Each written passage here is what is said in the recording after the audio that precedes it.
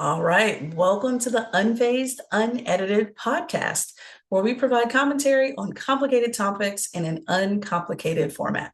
I'm Dr. Shauna Payne Gold, and I go by she, her, hers pronouns. And maybe just because of time of day or what have you, but Lisa, I got very little for us this week other than the fun time I had going to see a movie. So I That's hope okay. people aren't like, listening in to hear something really, really academic from us because I don't have it. I don't know if you have it, but I don't have it. But we got some fun stuff to talk about as well as some not so fun stuff to do. Well, see, we Right, give them right. both sides of the coin every time. Yeah, I know. But like we always say, there's a lot of bad stuff.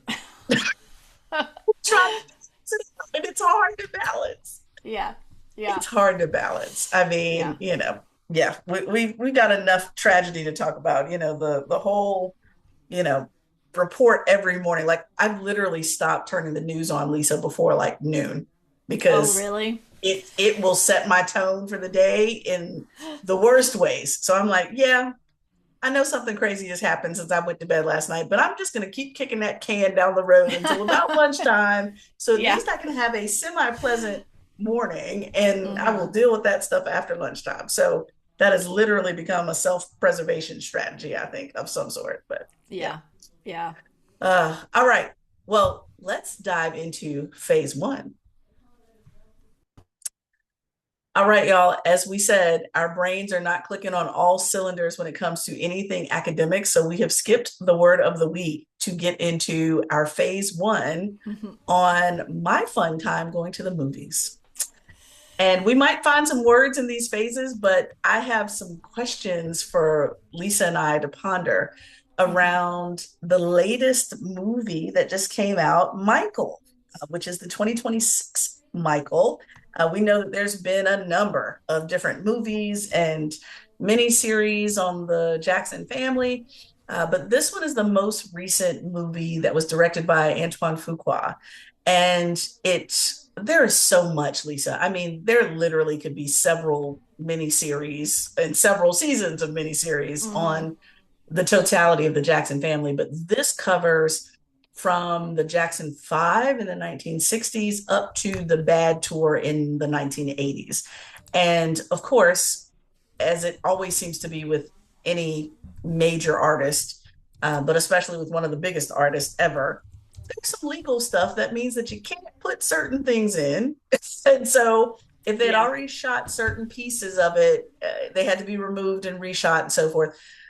So, for example, in the Act Three of the original version of the Michael 2026 movie, there were some intimations around the child sexual abuse allegations that were required to be removed legally. So obviously that had to be reshot, which then means you're, burning through production budget, that type of thing. So it had a number of twists and turns in its production. But all this to say, they still produced a heck of a movie, Lisa. I mean, I think they did a nice job. Well, can you really go wrong if you have Coleman Domingo playing Joseph Jackson? Can you really go wrong if you have Mia Long playing Miss Catherine, their mother? It can't really go wrong with a number of the folks that took on roles like Lorenz Tate was Barry Gordy. I'm trying to think of a few others. Mike Myers surprised us as the president of CBS Records. Oh, okay. Um, and of course, as many of us know, Michael Jackson's nephew, Mm-hmm. Jaafar Jackson, played him, Mm-hmm. which there were times, for the spoiler alert for everybody, there were times where Jafar was so authentic in the dance moves and the vocals that I truly was wondering whether they were doing flashbacks between the filming of the movie and the actual concerts of the day. And, maybe someone with a sharper eye for the actual visuals of cinematography could figure that out better than I could, but there were just way too many similarities. It was actually incredible. Um, but Lisa, what I want to bring to you for a point of conversation is that, interestingly enough, it's now been at least a month, if not longer, since the movie came out. And I usually try not to go like the weekend it comes out. But I've listened to enough podcasts. As y'all know, we are podcast addicts around here. But I heard one accidentally that was asking what did they think about Joe Jackson in the movie. And Mm-hmm. this was a group of men on this podcast, Black men on this podcast. And they brought up this proposition, Lisa. I doubt very seriously most people uh, would avoid labeling Joe Jackson's behavior and discipline and tight reins on his family without using the word abuse in the language. Mm-hmm. And at the same time, these gentlemen in this podcast said, yeah, we hear you and we're not ignoring that. But at the same time, is it not abuse for a Black parent to leave or at least not encourage their family to escape certain levels of poverty without the discipline they need to get out of it? And I'm like, hmm, that's interesting. So they're not denying the abuse that was present, but at the same time, it almost felt like, okay, intentional abuse, unintentional abuse. What are we saying here around almost to me it felt a little victimizing, um like wait a minute, are you victim blaming here? Or Mm-hmm. I'm not, it doesn't fit neatly in victim blaming either, but there's something weird about what they said that I wanted to bring to you, um around which abuse are we talking about. Are we talking about the abuse of the discipline of getting out of a certain systemic racism and poverty and etc., or are people being inadvertently abusive if they allow their kids to stay in something that they otherwise would not? I don't know. It just feels weird. Even as I think about Will Smith playing King Richard as well, and some of the very disciplined dads Mm-hmm. that ended up having amazing kids to grow up into their respective field. I feel ick around it, Lisa. That's why I'm bringing it to you. I feel ick. What do you Yeah, think? no, I have an immediate reaction, emotional reaction to it. It's not the same. I don't think it's the same. Like, abuse is abuse, and wanting the best for your kids and having rules or encouraging them to work or encouraging them to study and that's not abusive to not do that, right? Like, you're I'm not articulating this very well. Like, it feels a very, very clearly different to me. Like, Mm-hmm. you can't control what your child does or doesn't do ultimately, right? And so it isn't abusive to let them find their own way, even if that means they quote unquote stay in a difficult situation, right? Like, being supportive and loving and nurturing, regardless of what the child chooses, is more important than violence, verbal abuse, rigidity, emotional manipulation as a means to get them out of something. Like, I don't see it that way at all, but I also didn't grow up as Michael Jackson, right? Or as a person of color, but I think that's very clearly distinct to me. Yeah, and I one of the gentlemen on that podcast, also a Black male, brought up the question, okay, so what about the in between? Meaning that could you not still get to the same result of being the Jackson Five, of being Michael, a one name phenomenon, yet not using the same methodology to get there? And I felt like that was a fair question. Oh, I think you Um, can. I think you totally can. and so here's the thing though, and you're going to get this completely, Lisa. You're going to get this. You, as a white woman not being raised in this country, can say that yes, I think you can get there. But I also, as a Black woman having been raised in this country, also feel like you can get there through different means, even though I know we're thinking about it in different ways. Mm-hmm.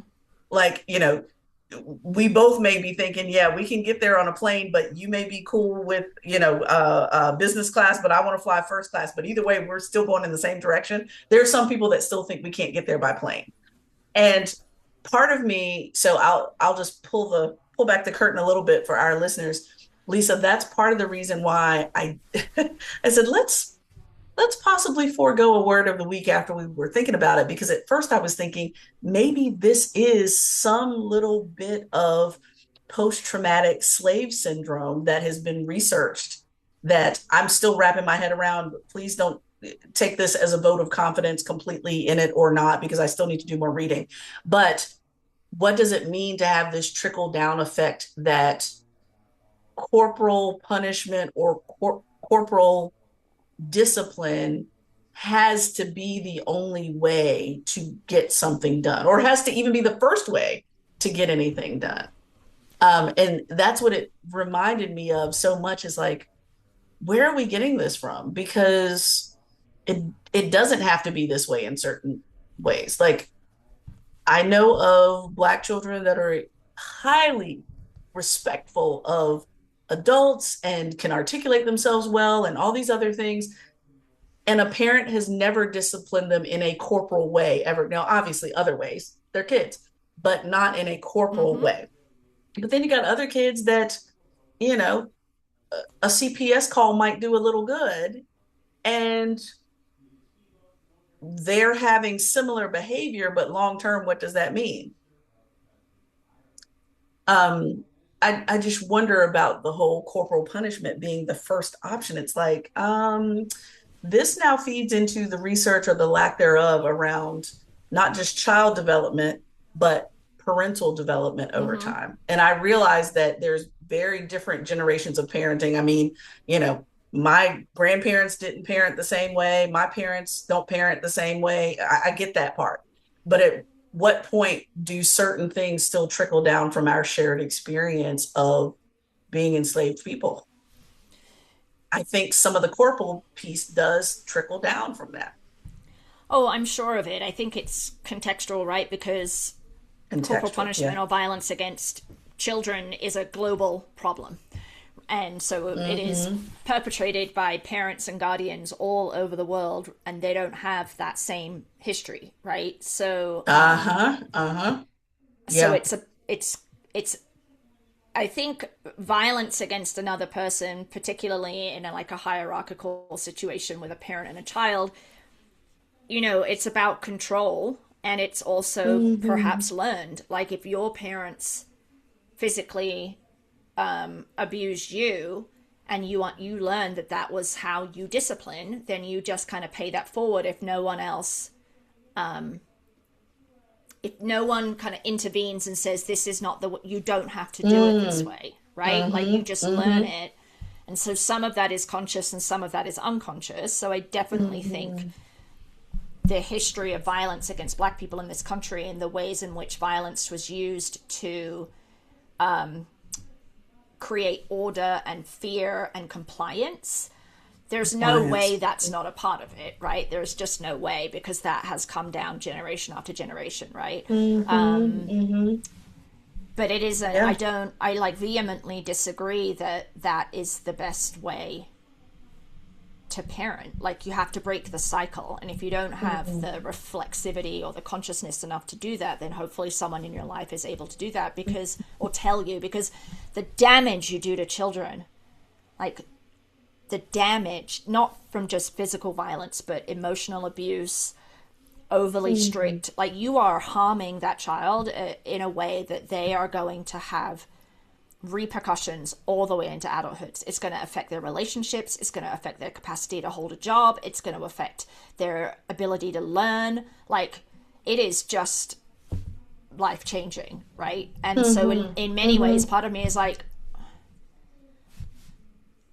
it's this. There is research that shows that some people who witness domestic violence as children grow up to be abusers. But there's also research that shows that those same children don't become abusers, right? So the result is not a foregone conclusion. You have to break the cycle. And I just think that it's an easy out to say, Mm-hmm. well, my parents were abusive, or there's this Mm-hmm. history of X, Y, and Z, to like Mm-hmm. just let you off the hook, right? Mm-hmm. Mm-hmm. Mm-hmm. I Yeah, don't know. yeah. Maybe, I mean, Well, yeah. and I always feel like, whenever we suggest, whenever we criticize a certain type of behavior, we also need to replace it, right? And so I Yes, think that yes. has also been a challenge too. It's like, in the parent, and I'm not, I know there's lots of research and conversation about quote unquote gentle parenting.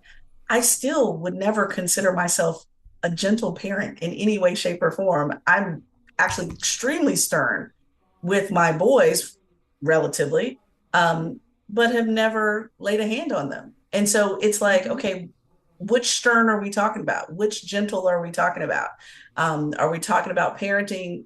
Yes, it's always a power dynamic, but what does that two-way street look like when it comes to parenting and adulting at the same time? And so, with that, I'm like, this is interesting because Lisa, as again, spoiler around the movie, is that there is a bubbling uh, subplot throughout the entire movie around emancipation, meaning Mm-hmm. the emancipation of the children from Joe Jackson. And I mean, Yeah. Lisa, I'll give you a few hints on how you could see things going from very restrictive to emancipation. Not once in the entire movie did anybody in that house call Joe Jackson daddy, pop, father. No type of, term of endearment that you normally Mm-hmm. would with a father. It was always, hey, Joseph called you. Hey, Joseph is calling a meeting down. Like truly like only a business relationship, a manager relationship. So that was one thing that said, oh, this is really restrictive. And then by the end of the movie, another huge spoiler, but by the end of the movie, the brothers are all performing together, and Joseph had just had a conversation with someone about the tour going global, all over the world. And Michael gets up on the stage with his brothers and announces, we just wanted to let you know that this is the farewell performance. We're excited to go on to high, whatever it was, higher heights or whatever he said, uh, diametrically opposed to what his father just said, because he knew that would pretty much be the only way that he could get away with saying it without immediate retribution. Mm-hmm. Um, because throughout the movie, it was okay, if I'm going to do this, you're going to have to tell my father because I'm not telling him. You're going to, the attorneys, you're going to have to tell my father because I'm not telling him. Right. Right. And so that whole emancipation piece of things, I'm like, okay, well, that emancipation or that, how can I say, that restrictiveness and control around your kids, there's a price to pay for that. Mm-hmm. There's a price to pay for that. So all that happened before, it's like there's a price that someone has to pay for that, which I think was really portrayed quite nicely. I mean, you can't go wrong with Coleman Domingo. I mean, that man, He's great. his eyebrows Yeah. alone should get its own Instagram account from whoever did the makeup for the Michael movie. Bravo, because goodness gracious. Um, and so that little undergirding, I'm still toying with that question, and it makes me reflect on parenting. I will not cross the lines of telling an individual how to parent their kid, but I'm always paying attention because I'm always taking notes of what I want to do or not do as a parent. Because guess what? I'm a parent until I'm up out of here. I don't care if my kids are 80. If I'm still here, I'm still a parent. And so, what does that Yeah. look like? And what can that look like so I can produce the best kids that I can to be a contribution to the world? Yeah, and This, I mean, I don't obviously intimately know your parenting, but I know that you love your kids and you show them that love, right? And you show them, and so this whole like they only do it that way because they love you, right? In response to verbally or physically abusive behavior, I just think is a crock of shit, right? Like you mm, don't treat someone that you love in that way. You just don't. And yeah, I feel really, really strongly. And there's no, like, I have a lot of opinions about Michael Jackson. Grew up with his mm-hmm, music, love his music. And they're not all favorable, my opinions, right? But I also know exactly. that There's not one of those Jackson kids walked away from that childhood without traumatic damage, right? Mm-hmm. That has Mm-hmm. carried gone with them for their entire lives. Mm-hmm. Yeah. And I will say, which this is something, of course, I'm pretty sure they played down, but I wish they had played up. Um, Miss Catherine, the mother. There Mm, were only a few moments where Nia Long, stepped up in the character to say, "Hold up, no, they're grown. You no longer can tell them what to do. They're not little boys anymore."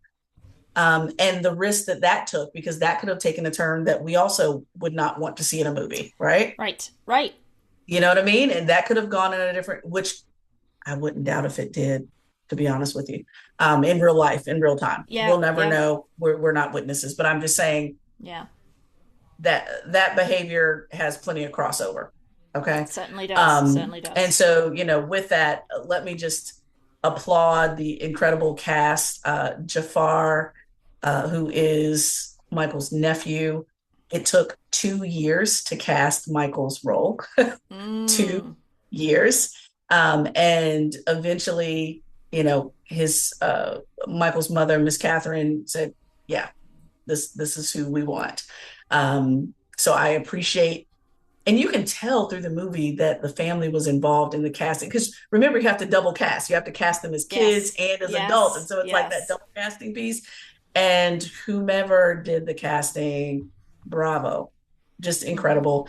But I do want us to think about some of these more serious mm-hmm. inclinations around the story, and we'll never all have the true story. But I'll leave you with this, Lisa. Lorenz Tate played Berry Gordy, obviously president of Motown. And there was one exchange where it was little Michael at the time that was learning how to uh, run the mix boards when you're in the studio. And the genuine exchange that Berry Gordy had with Michael, inviting him to, "Oh, well, you can ask questions whenever you want to." It was a different modeling of fatherhood that he Yeah, wasn't getting from his yeah. his actual father. And to me, that spoke volumes around the entire theme of this movie. Um, who plays a role in who you become, and what could have been the options to still get you there. Mm-hmm. Um, so, with that, I think about all the dads that have had these big reputations, and, could we have still gotten a Venus and Serena with a different approach? I don't know. I think so, but I don't know. Um, my hope is to, if one or both of my children become superstars, please God, don't have a movie about me. That's all I'm saying. That's all I'm saying. That's all I'm saying. So, all right, Lisa, got us into phase two. Okay, so today I want to talk about some news that just broke in the last couple of days as of this Mm, recording, which, so my primary goal here is to have a conversation about gaslighting, which we have talked about on the podcast before, but it is just, I just feel it with such intensity right now that I want to pull my hair out. So, many of you may know that the president had sued the IRS for $10 billion because there was a contractor, I forget which company the contractor was with, maybe Deloitte or something, that had released his tax returns back in the late 2010s. And the IRS, our data with the IRS is protected, right? So he did violate the law, releasing those tax returns to the New York Times, I think, along with some other wealthy people. And that person was then prosecuted in the Biden administration and is currently incarcerated and serving time, right? But the president decided he was going to sue the IRS for $10 billion because of the damage that was caused to him based on the release of those tax returns. Now, what happened in the last couple of weeks is the district court that was hearing the case basically said, I need you to brief me whether there's a case or controversy, because President Trump is both the defendant as the head of the US government, and he's also the plaintiff as the person saying that I've been damaged. So you can't have a case or a controversy when you are on both sides of the argument, right? There's no argument then, right? So anyway, the Trump administration saw the writing on the wall that it probably wasn't going to go anywhere, so they dropped their case yesterday, I think, and they have now declared today that in lieu of that lawsuit, they are instructing the Department of Justice to create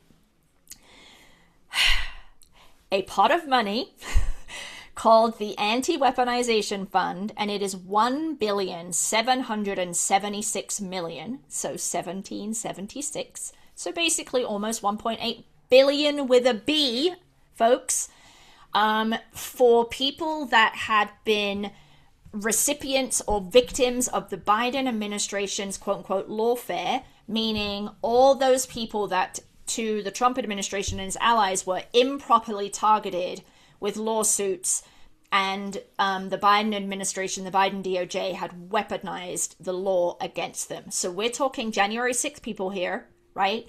We're talking other folks like Steve Bannon and Michael Flynn and, other people in his orbit that were convicted or prosecuted in some way.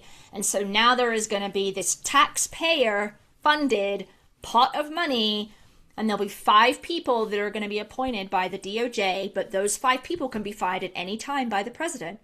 And they are going to take applications from these folks that have been so grievously harmed by the Biden administration and pay them essentially reparations. And that pot of money is going to be accessible all the way through December 2028. So right before the Trump administration or Trump 2 is over, right, in January 2029. And this is the gaslighting, right? Because my taxpayer money is essentially going to be paying January 6th rioters, many of whom beat up police officers, smashed windows, smeared feces on the walls of Congress, physically attacked people, and they very likely will apply to this fund and get money because they were prosecuted by the Biden administration for various forms of assault and misconduct and trespassing and things like that, right? And I just am like, oh my God, I want to scream into a pillow, pull my hair out, because the magnitude of this, Shauna, is so enormous in terms of the cognitive dissonance that I am experiencing. These individuals were not targeted in a lawfare, unconstitutional weaponization of the law. They absolutely were not, right? They committed crimes and they were held accountable for that. So I have this quote for you. So Todd Blanche, who's the acting attorney general, right, because Pam Bondi was fired, says, "The machinery of government should never be weaponized against any American, and it is this department's intention to make right the wrongs that were previously done while ensuring this never happens again." This is the gaslighting. You are prosecuting James Comey. You are prosecuting all these other people. You are firing FBI agents and DOJ lawyers that participated in investigations of Trump because that was their job.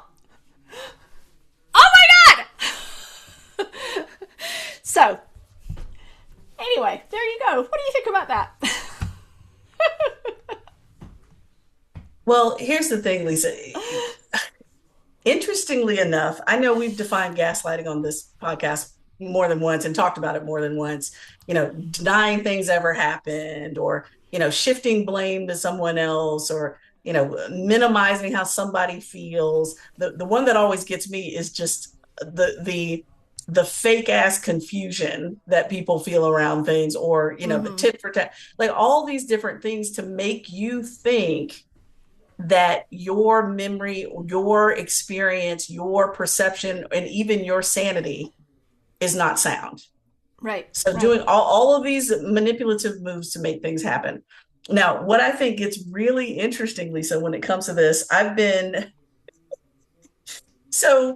in my fellowship program, we've been doing some work on adaptive leadership, which basically the short version is there's 2 different things, technical and adaptive. Technical is you're the leader, fix the damn problem. Adaptive is create containers for the individuals in the container to figure out the fix themselves, right? Mm-hmm. That gets interesting because you have to start thinking about authority, who has authority, who doesn't, how you engage with authority, how you don't, that type of thing. And one of the things that is really interesting around this is that there's spectrums of engagement. So, for example, us as Americans, we are on a spectrum of engagement with authority, which happens to be this freaking presidential administration. And that Mm-hmm. spectrum can go all the way from submission, which I hope never happens, all the way to gosh, I'm trying to think of all the words: submission, negotiation, partnership, questioning, rebelling, or exiting. Those are our expats that we would Okay. consider, right? So this is how we engage with authority. That's the spectrum of ways to engage with authority. Authority also has a spectrum, and that goes from getting permission from the people, deference to the people, being supportive of the people, even partnering and co-creating with the people, all the way until you get to what? Authoritarianism. That's Mm-hmm. the other extreme. And so what's interesting about what you're bringing up here is that usually if you have on either end, if you have authorities and people that are trying to engage with authority on opposite ends of the spectrum, that means we are in what's called productive equilibrium, which means that, excuse me, productive disequilibrium, which means that we're off kilter here. All Okay. of us are off kilter, right? And so someone has to hold the space of what's called the learning zone. There's like the danger zone, the comfort zone, and then the learning zone is really where you want to be. The learning zone, in my humble opinion, because I've been thinking about this for a couple of weeks since we've been studying this, the learning zone should be held by who? Actually, Congress and SCOTUS. Okay. Guess who's not doing their fucking job, Lisa? Yeah, yeah. Congress and SCOTUS. And so when this disequilibrium happens, it's not productive if nobody's holding it to account. Mm-hmm. And that's where we are now, is that there's this abandonment of holding to account the disequilibrium. Lisa, you can't tell me that you hate orange, but you have an orange hoodie on right now. Right. I'm holding you accountable for saying two different things when my eyes can clearly see you wear Yeah. orange. No one's holding the learning space of accountability, which means they get to they get to continue to try to manipulate, and we get to continue to try to interrupt the manipulation because we know what we see, experience, hear, and witness, right?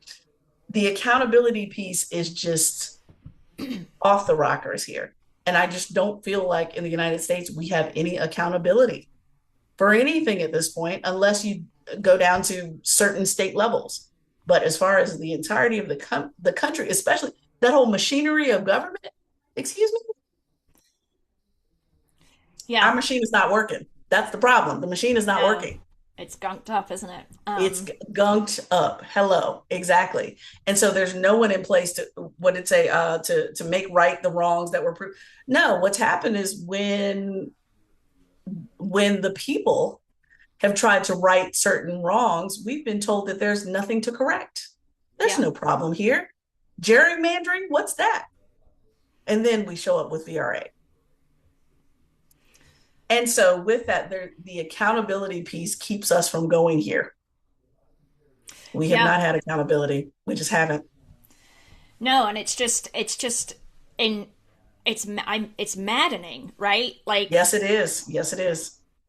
I don't know whether I don't really know psychologically what's going on in many of the people's minds who are involved in this scheme, but Mm-hmm. do they honestly believe that January 6th rioters and associated corrupt individuals with the Trump 1 Mm. administration were unfairly and, harmed and pulled through a legal process? Or is it, I mean, what, like, Mm-mm. Mm-mm. I don't Mm-mm. even understand. And then to think that I have to pay when, we've talked about Mm-hmm. reparations in the context of slavery and descendants of enslaved people and what that would be like. And that is a very Mm-hmm. contentious and problematic discussion for a lot of people. That feels less problematic and more clear to me than paying a dude who attacked the Capitol on January 6th, 2021, smashed a window, and shoved a police officer. You know what I mean? Like, no, no. That person should not get money. No, You've they should already been not. pardoned, right? You shouldn't have been pardoned, and you were. So it just, it's like this alternate universe, like Earth 2 or something. Like, it's just, I don't know. Yeah, the accountability, you're right. That accountability is what prevents the gaslighting, and there's no accountability. And now apparently we're going to be paying $1 billion to this goddamn fucking ballroom, which was supposed to just be paid by private money. I don't want to contribute to that either. Oh no, that's why I'm waiting to see, Lisa, because I know that there are major implications, but I am waiting to see, based on some of the articles that have come out around people protesting with their tax dollars. Yeah, Because there are some people that are taking that very seriously, yeah, saying, "No, I'm not going to pay this because I didn't sign up to pay for a ballroom. I'm right. happy to pay for feeding kids and taking care of the maternal health of women, but I'm not interested in paying for your ballroom." And put the damn rose garden back too while you're at it. I Right. mean, it's like, it's like, no, that, and I think you're right. The maddening piece of, first of all, how do you argue against yourself? Crazy. But then the other piece, it's maddening that certain silliness gets taken so seriously while decisions like day-to-day life decisions, like this man just said, what, not even a week ago?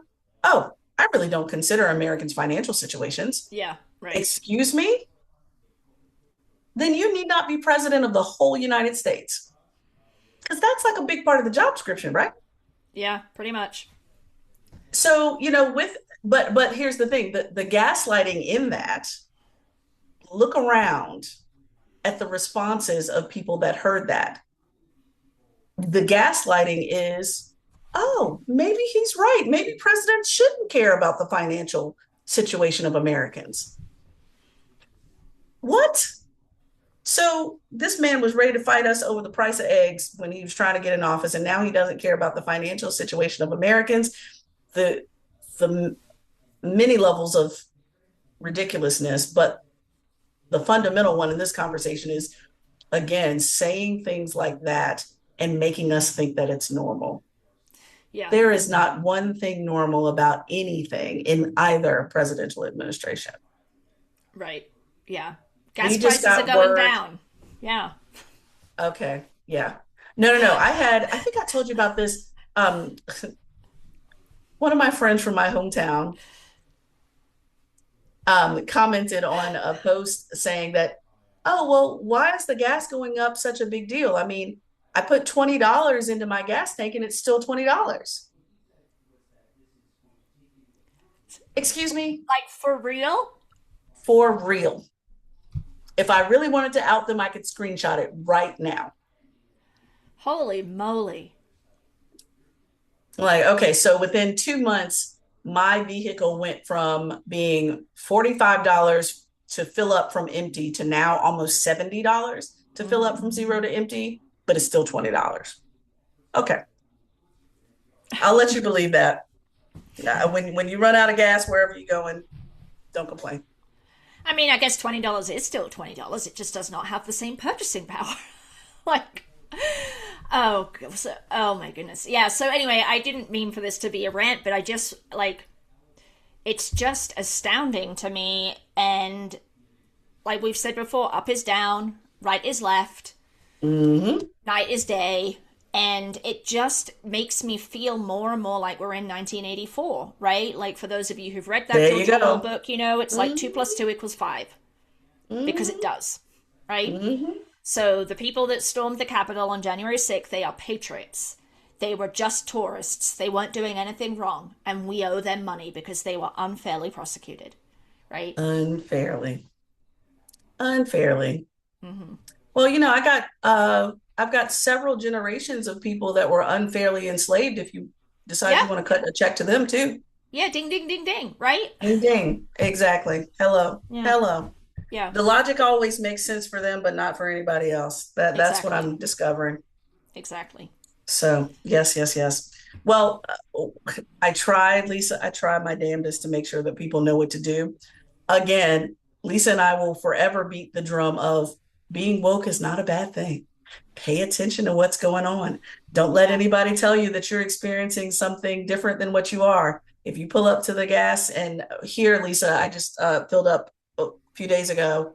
It was 4.49 here. Now I realize, depending on where you are in the country, I get that that's relative, but 4.49 when 2 months ago it was 3.15.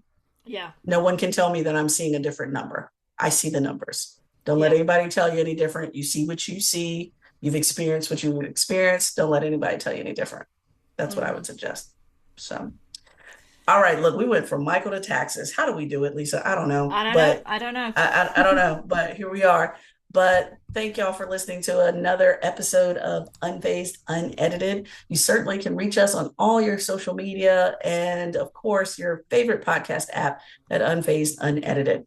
You can also email us at info@unfazedpodcast.com with any ideas, questions, or look, clearly we needed a word of the week, but maybe we didn't because these two were heavy this week. Or you can just visit our website at unfazedpodcast.com where you can access both the new and old shows. So if you like this week's episode, please share, leave a review. If you haven't gone to see Michael yet, save it and then come back. Share it with your friends, coworkers, or others in this phase of your life. So until next week. All right. Enjoy your ballroom, everyone.